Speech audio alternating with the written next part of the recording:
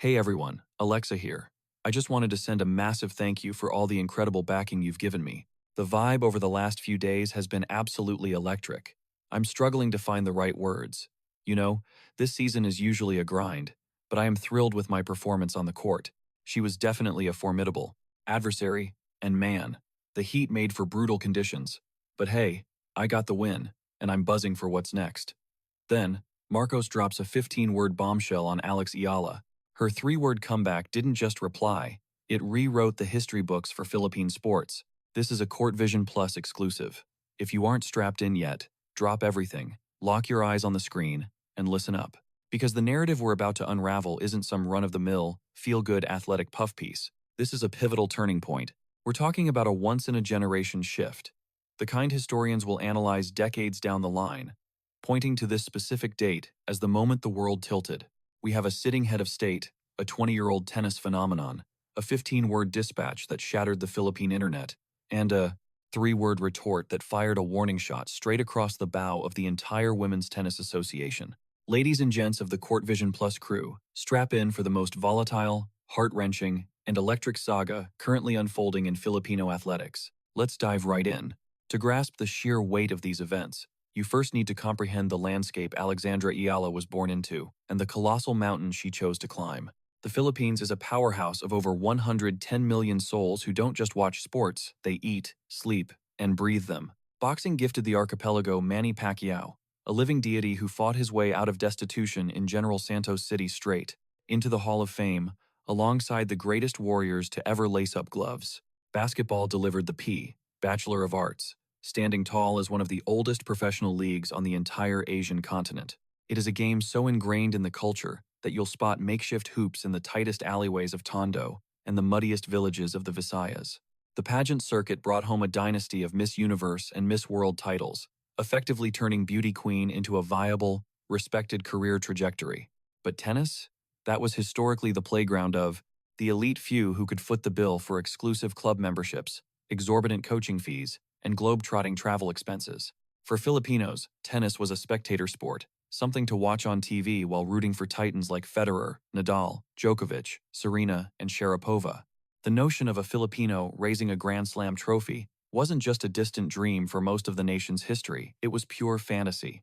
Then Alex Eala arrived, and she took that fantasy and forged it into a concrete mission statement. Born on May 23, 2005, in Manila, Alexandra Eala was flagged as a prodigy practically before she could hold a racket correctly. Recognizing that raw, terrifying potential, her family went all in, investing every resource to cultivate her gift. That gamble paid out its first major jackpot when Eala secured a prestigious scholarship to the Rafael Nadal Academy in Manacor, Spain, the ultimate finishing school for champions. This is the very institution responsible for sculpting some of the most tactically sound warriors on the modern tour.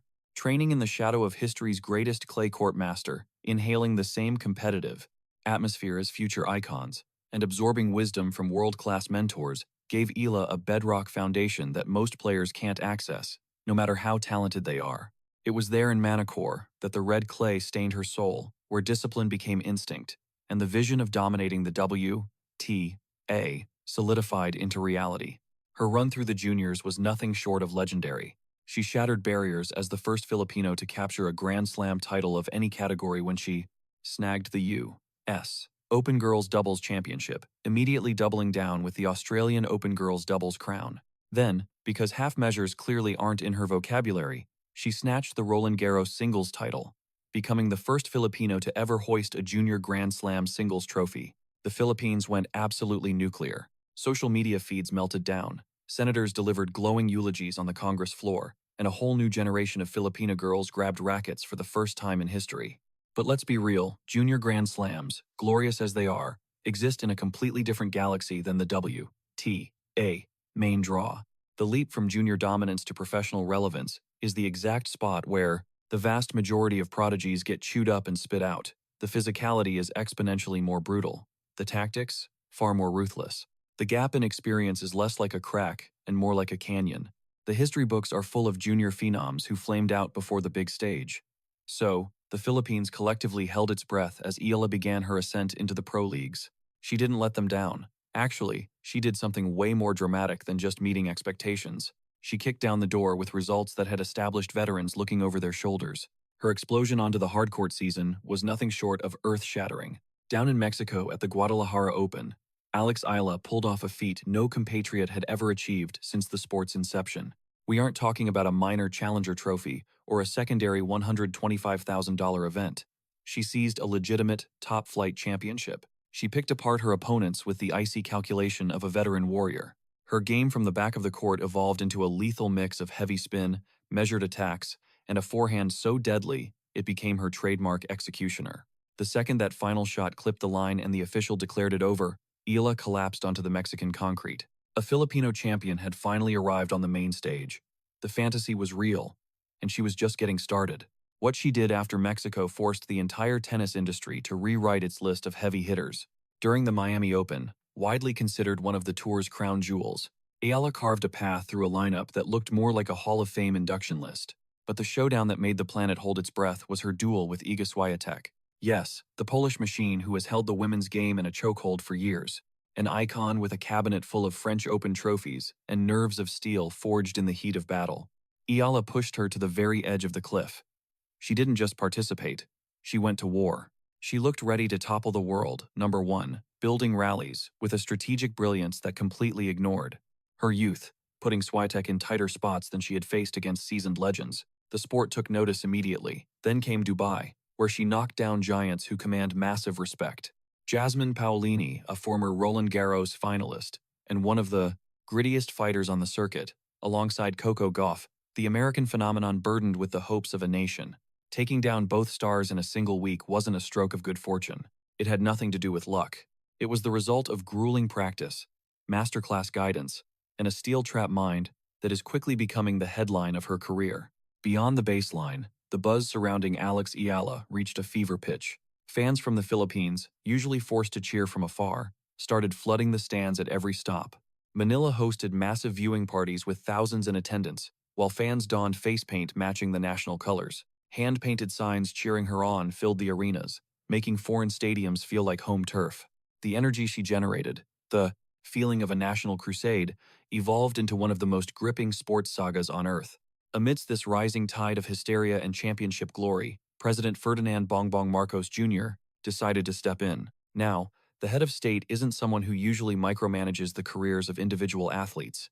Usually, you get stiff press releases from the palace, filtered through layers of bureaucracy, written in robotic prose that nobody actually reads.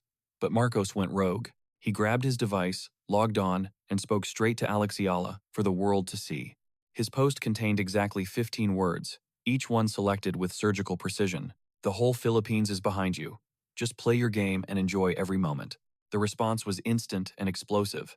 Major networks broke into their schedules to cover it. Radio hosts from every island recited those 15 words like scripture across every social platform. It spread online at a speed that likely shocked the president's own media team. Citizens of every political leaning, every class, and every part of the 7,000 islands felt that same intense, heart-bursting pride. The president had managed to slice through the chatter with a simple gesture. He assured a 20-year-old battling on foreign soil that she wasn't solo. He reminded her that 110 million souls stood behind her, living and dying with every swing of her racket. He gifted her the strongest shield a warrior could ever wish for. It is the realization that a whole country adores her, not merely for the trophies she hoists, but for the icon she has become. That narrative alone was headline gold, enough to fuel the 24-hour news cycle and set social feeds on fire for a week. But then Alex fired back, and the earth didn't just move, it quaked. The tennis establishment, the local press, and legions of online followers braced themselves for the usual script: polite, diplomatic, and suitably modest. You know the drill, warm and fuzzy, thanking the president for the shout-out, promising to give it her all and bring glory to the flag. Instead, she dropped a nuclear warhead. 3 words, stripped of fluff, void of hesitation, and razor-sharp. Watch me win. Let that sink in. Watch me win. You won't find a thank you in there. No, I'll give it a shot. No, hopefully I'll make you proud. This was a command. It was an absolute proclamation of intent. Here stands a competitor on the edge of immortality, staring down the globe without a tremble, planting her flag and shouting, "I didn't show up just to play. I'm not interested in being your feel-good fairy tale. I'm here to conquer. And if you don't believe me, just keep your eyes open." Those might just be the most high-voltage syllables ever uttered in the annals of Philippine athletics. delivered by a kid who hadn't even hit 21 yet. Ask any mind coach or performance guru, and they'll tell you straight. Talking like that isn't being reckless. Sure, for a rookie without the mental steel to support it, screaming "watch me win" is just empty arrogance, the kind that crushes you when you fail. However, when those words come from a warrior who has been laying the foundation, stone by stone, for precisely this level of swagger, it transforms into a different beast entirely. It becomes the physical proof of an unshakable internal dogma. It is the vibe Federer carried onto center court. He didn't walk out there hoping to scrape by. He walked out there knowing the trophy was already his. It is that same energy Serena radiated for 10 years, every time her sneakers squeaked on a hard court, anywhere on the planet. What divides the legends from the merely talented isn't usually muscle or speed. It is that terrifying, almost ghostly certainty that victory is inevitable. "Watch me win" was Alex Eala signaling to the universe that she has stepped over that line into elite territory. Furthermore, the moment she chose to drop this bombshell couldn't have been scripted better. She isn't riding this wave of supreme arrogance on empty. She has the receipts to prove she belongs here. She has already clawed her way into the upper echelons of the WTA standings, and her arrow is pointing strictly north. The dossier of evidence supporting her bravado is thick and getting thicker. She has taken scalps from women ranked in the global top 5 and thrived in pressure cookers that would melt lesser athletes. And we are not just talking match-point nerves. We are talking about the crushing weight of an entire nation's hopes strapped to her back every time she swings a racket. Physically, she is a machine, proven by her ability to grind through marathon 3-set wars at the most prestigious tournaments on the calendar. Tactically, she is a chameleon, shifting her strategy on the fly the moment an opponent thinks they have cracked her code.